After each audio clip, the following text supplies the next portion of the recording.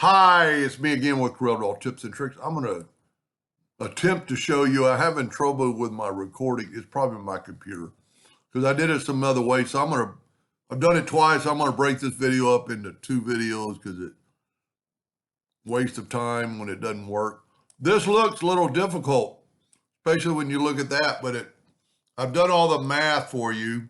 If you hold down the control button and hit P and make this 20 inches, Control D, make the next one 2. Select them both. Let me zoom in here. Select them both and go up to Effects and blend 10 times. Immediately go to Object and break the blend apart. Control G to group it. Now, we need another ellipse from this point to this point. So I'm going to use a tool that I just started using a while back, 3-point ellipse, because it works great for this. When you get on that quadrant, hit the control button, it makes a perfect ellipse. Now, it's kind of difficult to figure out which one of these is the center, but that's the center. So we need to go right there with a 3-point ellipse and go from the node to the node and hold down the control button and make a perfect ellipse. Now I'm going to make a duplicate of this guy and move it up and actually turn it black because we're going to use it again.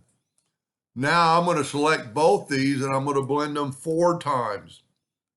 And the only thing you want to watch out for is to make sure that your lines match up, and they do. And if you do that, you're good to go. Now, don't forget to break the blend apart, because if you don't, it'll go crazy. Alternate C and rotate that one 90 degrees. Do yourself a favor and Control G to group that. Now I'm going to get rid of these. And I look at it how many times I've done it. I'm going to make a duplicate and move it over. All you have to do, and this is one you'll use the Alt key on with your virtual segment delete key. Start right here, hold down the Alt key, and just stay between the lines and go straight up. Skip a line. That's what the second video is going to be about, how we're going to manipulate that. Skip a line. It's always kind of deceiving because this looks like it's far away, but it's going to come right in there. I'm holding down the Alt key the whole time. Now, just kind of visually double check to make sure you've got the black line has not got a line on it.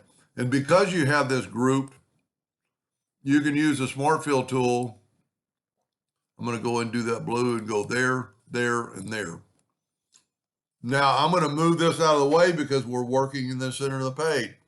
I'm going to go ahead and group this together because then I'm going to use the interactive fill tool on all of them at the same time. And I'm going to go this way and I'm going to put a little turquoise up in there, and you can always move this to put more turquoise down there and actually move that. Control D to duplicate, alternate C to rotate from the center of the page and rotate it 90 degrees. And look at that. That's pretty special. Now I am going to cut this off and start a new video and probably do it tomorrow because there's a couple of different things we could do differently. Anyway, I hope that helps somebody someday, and thank you for watching.